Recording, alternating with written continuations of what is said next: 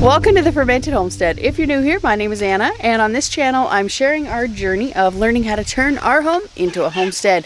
Today is going to be a little bit of a this and that kind of a day. We have to go, right now I have to go and let all the birds out, feed them. If you're new here, I have 100 meat birds in there, and I need to let them out, and they roam the whole inside of this white fence for about another week, and then they're going to freezer camp, at least most of them. We have 10 jumbo Peking ducks, and then we have our flock of layer birds, and those ones I need to, the ducks I just need to change out their water in their pool, and then the cat's here too. They're both trying to climb up my arm. I'm gonna go feed them, and then after that we're gonna do a garden harvest. Get a bunch of tomatoes, probably a bunch of cucumbers, some beans.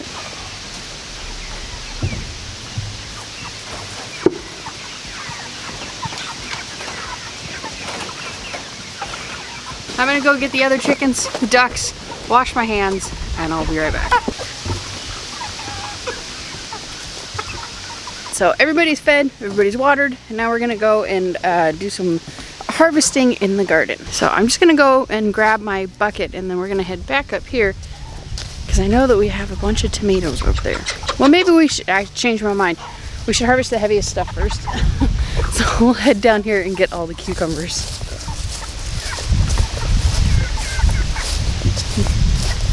I don't know if you guys can see, but we have quite a few tomatoes. This is the first kind of real harvest on this part of the garden, so that's super exciting. Oh, and I forgot there's a bunch of overgrown zucchini in here. Let's grab them. Those are definitely going to be the heaviest. I should have grabbed my scissors. Oh.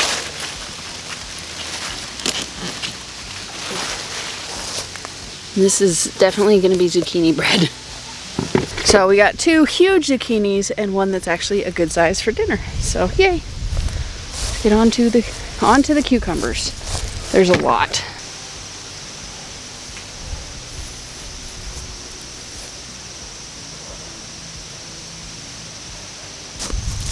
All right, so I got a full bucket, full pockets. I'm gonna go unload this inside, put the cucumbers and the beans in the fridge, and then we'll be back and harvest us some tomatoes together.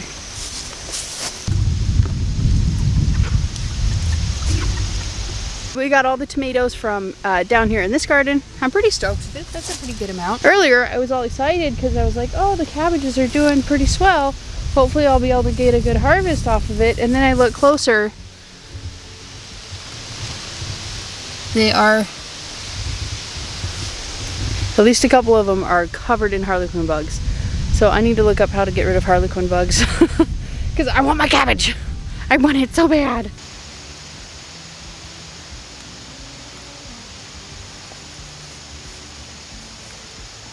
How exciting is this? I'm so pumped.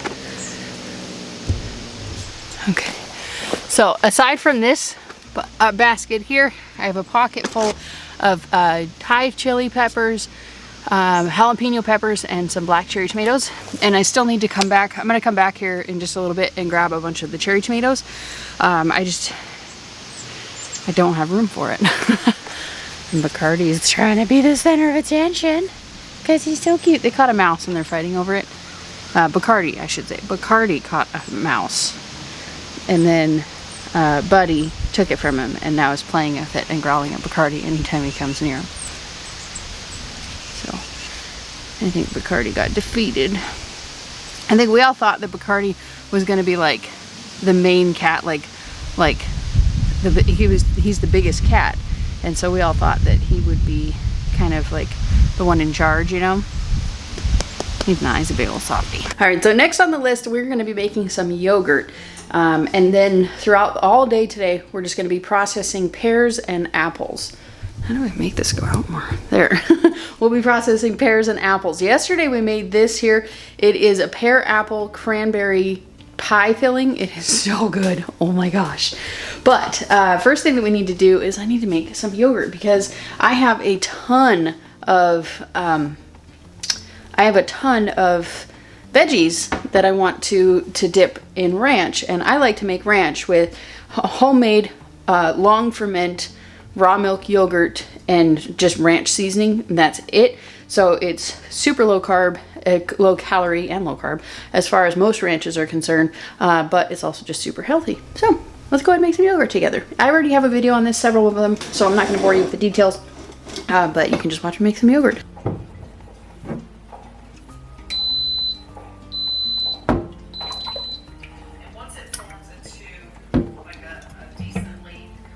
We kind of got most of the stuff kind of tidied up.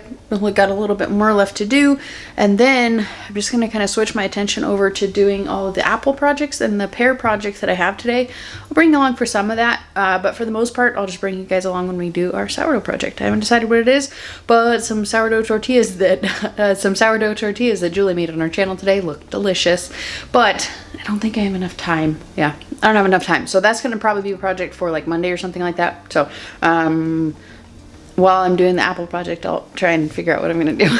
I was trying to figure out what I was going to actually do for my sourdough project today, and I came across something, an idea from Bumblebee Apothecary, where she suggests just mixing the sourdough discard as it is with salt and pepper, and just making, and just putting it in broth to cook it into dumplings. So I'm gonna give that a try because I have some bone broth and that sounds really tasty. I'm not gonna put it into like full soup. It's literally just gonna be in bone broth. I have some homemade chicken bone broth, so I'm just gonna bring this up to like a simmer. So I'm gonna get this on the stove, and then I'll bring you back and we're gonna kind of mix together our dumplings, sort of.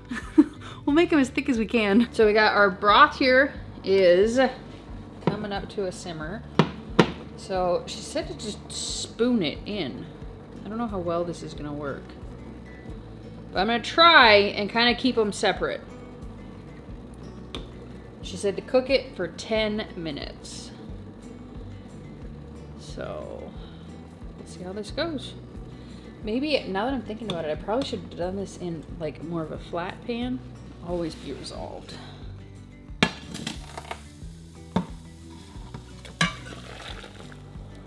right, that broke that up.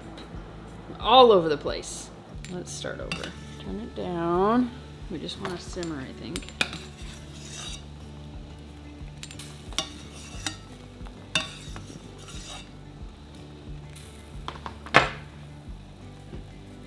Okay, I think this would definitely work better if you have a thicker discard. If not, you can always add like some sprouted flour or just some regular flour, depending on how sensitive you are, just to kind of thicken it up a little bit. But I am not going to have any unsprouted wheat or unfermented wheat. I'm trying to keep it in little balls. I don't know how well this is going to work, but hey, you win some, you lose some. At least I'm giving it a try.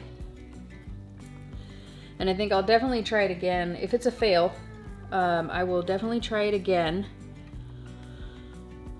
with some thicker broth. So now it's like barely simmering. Got a wider bottom pot.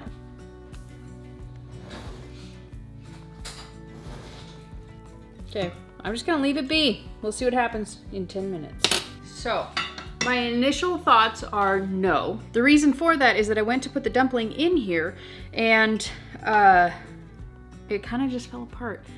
I can't tilt it much more without spilling the soup, but let's taste it.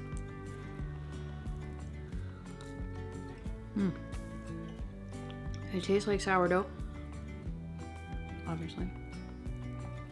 It doesn't taste bad. I mean, it tastes like sourdough bread. So I mean, it's good, but it is also just as, like the consistency is just as, like it didn't firm up in the cooking. Like it's very fall apart. It's very, yeah. It tastes good. Like if you're in a pinch and you really want something to do with your discard, you want some soup, this is something you can do with it. But it's not something I wouldn't seek out to make this. Like it needs more. It needs more structure. It needs more stability. It's just too crumbly. But it tastes good. All right, so I'm gonna call this like a mostly fail, but with possibilities of a not fail. I guess that's how I'm gonna classify this one. So I know that 9 Acre Family Farm did a dumpling recipe, a dumpling sourdough recipe for their video for the Fall into Sourdough collaboration. So if you want to see a successful, dumpling recipe, make sure you check out their video. If you guys are new around here, we just moved to our 30-acre homestead in southern Missouri, and we're just bringing along, sharing with you all the things that we're doing to turn our home into a homestead. Most of that is in the kitchen, where we are doing a lot of food preservation, canning, freezing, dehydrating, and fermenting, as well as sharing with you ways that you can use that food in your everyday cooking. If that sounds awesome to you, click this button right here. This is the subscribe button. This is what tells YouTube you want to come back here. Up here is a video that Mr. Google Pants thinks that you're going to enjoy. And if you got FOMO and you want to know what we did yesterday, click this button right here. That'll answer it for you. And then up here is the Sourdough for Normies playlist. Make sure you check that one out for all the sourdough awesomeness since the beginning of September. We'll see you next time. Thanks for watching. Bye.